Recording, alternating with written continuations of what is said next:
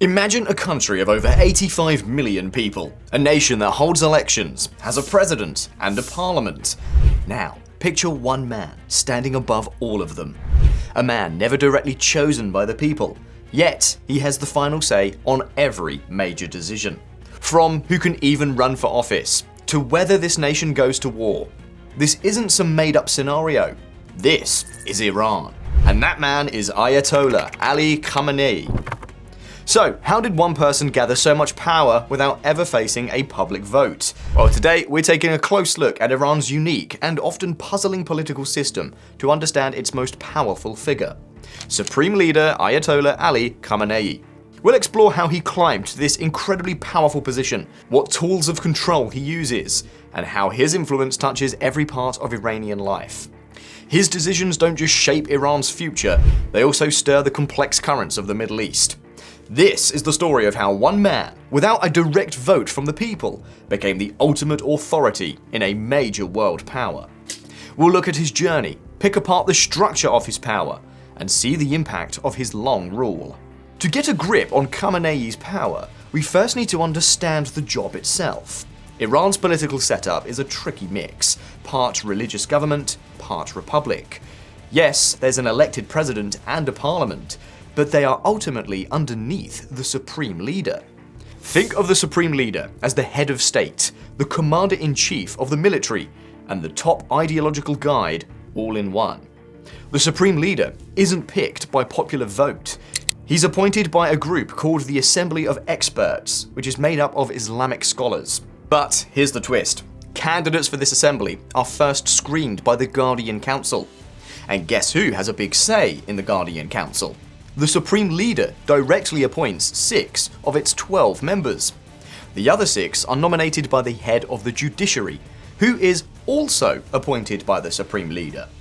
This setup means the Supreme Leader has a lot of sway over the very body that chooses him and is supposed to keep an eye on him. The powers given to the Supreme Leader are huge. He's the commander-in-chief of all armed forces, including the regular army, and, importantly, the powerful Islamic Revolutionary Guard Corps, the IRGC. He appoints and can fire the head of the judiciary, the directors of state radio and television, the top military and IRGC commanders, and has a big say in who gets key government minister jobs. He also sets the general policies for the Islamic Republic and has the last word on all big decisions, whether they're about issues at home or Iran's role in the world. He can overrule the president and parliament, declare war and peace, and grant pardons. The Guardian Council, influenced by him, not only vets candidates for president and parliament, but can also block laws passed by the elected parliament if they are seen as out of sync with Islamic law or the constitution. Essentially, all elected officials and groups work under the Supreme Leader's ultimate authority, making him the real center of power in Iran. So, who is Ali Khamenei, and how did he get to the very top? Born in Mashhad in 1939 to a family of clerics, Khamenei dove into religious studies early on. During the 1960s and 70s, he got heavily involved in the secret movement against the US-backed Shah, Mohammad Reza Pahlavi. This got him arrested multiple times. He was a dedicated student and a close ally of Ayatollah Ali Khamenei, the charismatic leader who would engineer the 1979 Islamic Revolution. After the revolution successfully kicked out the Shah, Khamenei's political career started to build within the new Islamic Republic. He held several jobs like Deputy Defense Minister, a supervisor for the IRGC, and a well-known Friday prayer leader. A key moment for him was in 1981 when he survived a bombing that permanently damaged his right arm. Later that year, he was elected President of Iran, a job he held for 2 terms, from 1981 to 1989. This was also when Iran was struck in a brutal 8-year war with Iraq, and Khamenei was part of the leadership team managing the war. Even though he was president, Khamenei wasn't considered a top-level cleric, a marja al-taqlid, or source of emulation, which was actually a requirement in the constitution for the Supreme Leader back then. When Ayatollah Khamenei died in June 1989 without a clear, universally accepted successor, His first choice, Ayatollah Montazeri, had fallen out of favour. The Assembly of Experts had a serious problem to solve. In a move that took many by surprise, Ali Khamenei was chosen as the next supreme leader. A few things played into this. Important political figures, like Ali Akbar Hashemi Rafsanjani, who was the powerful Speaker of Parliament at the time, backed Khamenei. Some saw him as someone who could keep things stable and loyal to Khomeini's revolutionary ideas, maybe without being strong enough at first to overshadow other big names. To make his appointment possible, the constitution was quickly changed. The rule that the supreme leader had to be a marja was dropped, letting a cleric of lower religious rank take the job. His selection showed his political smarts, his revolutionary background, and the support of powerful groups in the clergy and military who probably saw him as a successor they could manage and trust. Getting the job of supreme leader was one thing, turning that authority into the nearly absolute power he has today took decades. Khamenei, who some first saw as a temporary or less dominant figure than Khomeini, turned out to be a very clever political player. One of his main strategies was to systematically put loyal supporters in charge of every key institution in the country. Over the years, he carefully appointed people who shared his ideology and owed their jobs to him to lead the judiciary, the state broadcasting company, IRIB, powerful religious foundations called bonyads, key security agencies, and, most importantly, the armed forces. This built a deep network of supporters and ensured that institutions were loyal to him. A vital part of his power building was nurturing and expanding the Islamic Revolutionary Guard Corps, the IRGC.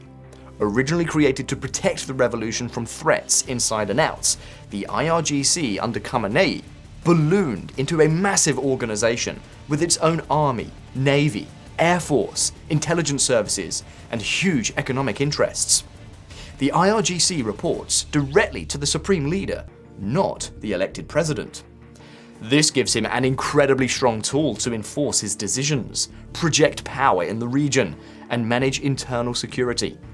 Many former IRGC commanders have also moved into important political and economic roles, making this power base even stronger. Controlling information has been another essential piece of the puzzle. The Iranian state, with Khamenei ultimately in charge, keeps a tight rein on the media. State TV and radio are the main ways the official story and Khamenei's views get out. Independent journalism is heavily restricted, and the internet has faced more and more censorship and has been shut down at times, especially during periods of unrest. This lets the leadership shape what people talk about and limits their access to different opinions. Finally, cracking down on opposition and dissent has been a constant part of his rule. While the system allows for some managed political competition between groups loyal to the revolution's basic ideas, real opposition movements have been met with force. From student protests in the late 1990s to the Big Green movement in 2009, and more recent waves of public anger, the state security forces, including the IRGC and its besieged militia, have been used to crush challenges to the system. Political activists, journalists, lawyers, and human rights defenders have faced arrest, jail time, and restrictions on what they can do. This has severely shrunk the space for any organized opposition to grow and seriously challenge the supreme leader's authority. Power doesn't always wear a crown or carry a gun. Sometimes it's hidden behind laws, religion, or silence. If you're finding this deep dive into how real power works enlightening, hit like and subscribe. This channel uncovers the figures, systems, and forgotten stories that shape our world, often in the shadows. Your support helps us keep bringing these truths to light. Beyond the official political and military structures, Ayatollah Khamenei's influence has deep roots in Iran's economy and religious life. As supreme leader, he has a unique religious authority. While he might not have started out with the highest theological rank, his office carries a lot of religious legitimacy within the Islamic Republic system. He's presented as the Valiye Faqih, the guardian jurist, whose job is to guide the nation based on Islamic principles. This religious status gives a powerful ideological justification for his rule. He controls the main religious narrative, influencing Friday prayer sermons across the country, which are important for getting the state's message to the public. He positions himself as the defender of Islamic values and the revolution's legacy. Economically, the office of the supreme leader and Khamenei himself are connected to huge wealth and financial power. A major player here is Setad Ejrai Farmain Hazrati Imam, or EIKO, also known as the execution of Imam Khomeini's order. Originally set up to manage properties left behind after the 1979 revolution, Setad has turned into a giant business empire, with assets reportedly worth tens of billions of dollars. It's involved in almost every part of the Iranian economy, like finance, oil, telecommunications, and medicine. This economic giant operates with a lot of secrecy and is under the supreme leader's direct control. The money made by Setad and other similar semi-state foundations, often called bonyads, gives Khamenei enormous economic power. This wealth can be used to fund networks of supporters, back groups loyal to him, pay for projects that fit his strategic goals, and help shield the core of the regime from economic pressures like sanctions. It essentially gives him his own independent financial base, making him even more autonomous and powerful, separate from the state budget that the elected government controls.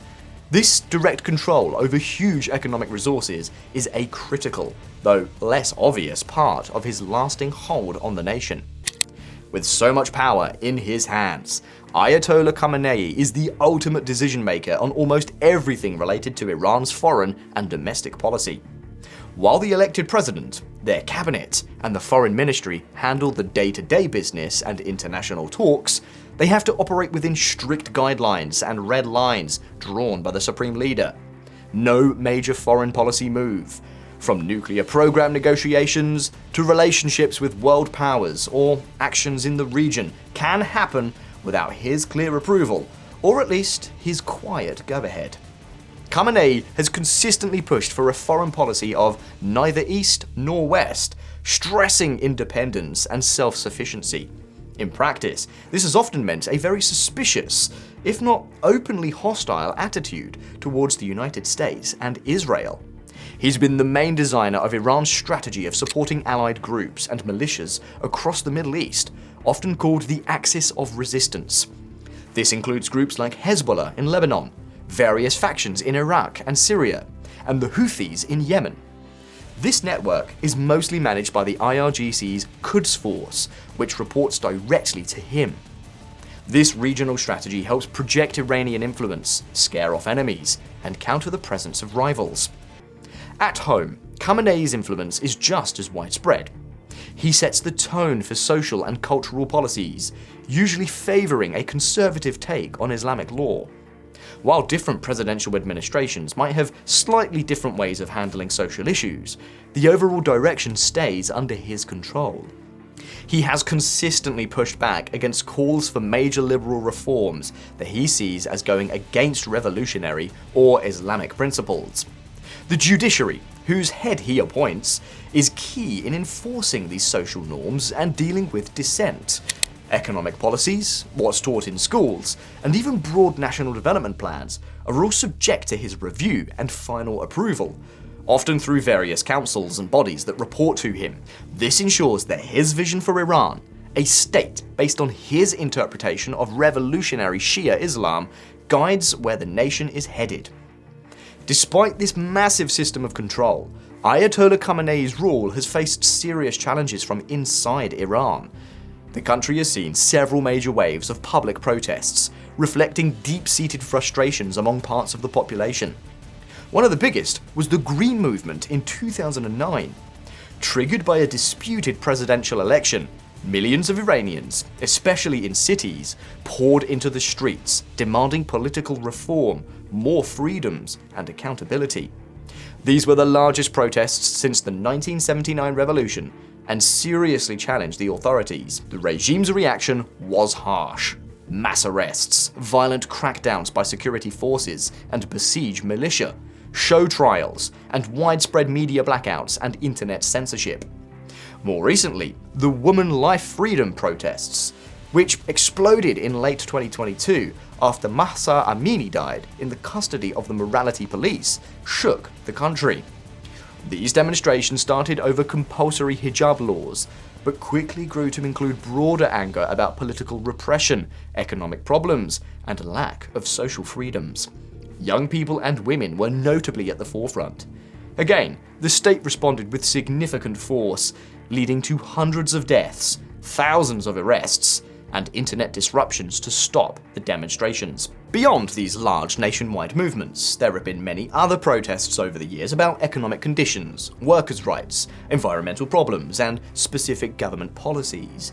The regime's ability to survive these challenges and keep its grip on power comes down to a few key things. The solid loyalty and effectiveness of its security forces, especially the IRGC, the state's willingness to use serious force and repression, an opposition that's often divided and without clear leaders, and the total institutional control held by the supreme leader and his allies. This makes it incredibly hard for any sustained challenge to get enough momentum to actually change the system. However, these repeated protests highlight ongoing tensions and unhappiness within Iranian society. It's clear there's a real tug-of-war between state power and what people want in Iran. What are your thoughts on the long-term stability of a system like this when it's facing recurring challenges from its own people? Share your perspectives down in the comments section below. We love to hear different viewpoints. Let's start a debate. After decades in charge, how should we understand Ayatollah Ali Khamenei's rule? The word dictator is often loaded and politically charged, but looking at his power leads to some clear observations. Supporters in Iran and some observers would say he's the guardian of the Islamic Revolution's values, protecting the nation from foreign meddling and moral decay, and making sure it stays independent and Islamic. They see the supreme leader as a necessary stabilizing force, a wise guide upholding religious principles in government. They point to the existence of elected institutions as proof that the system isn't a simple dictatorship. Critics, both inside and outside Iran, paint a very different picture.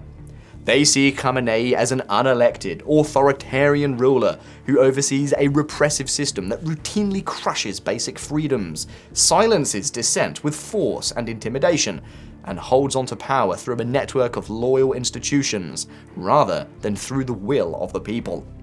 They highlight the lack of real political choice because of the vetting process controlled by his appointees, the severe limits on speech and assembly, and the harsh treatment of political opponents.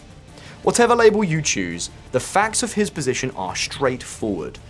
Ayatollah Ali Khamenei holds the ultimate authority over all branches of government, the military, the judiciary, and state media, all without ever being directly elected by the Iranian people. He has the final say on policy, can override elected officials, and oversees a system where political participation is tightly controlled. He stands as one of the world's most powerful unelected leaders, a figure whose influence has deeply shaped Iran for over 3 decades and continues to send ripples across the Middle East and the wider world. His rule remains strong, deeply rooted, and for many Iranians and international observers, highly contested. Recent reports in mid-2025 even suggest potential shifts in his decision-making involvement due to health or political pressures, though the fundamental structure of his office's power remains.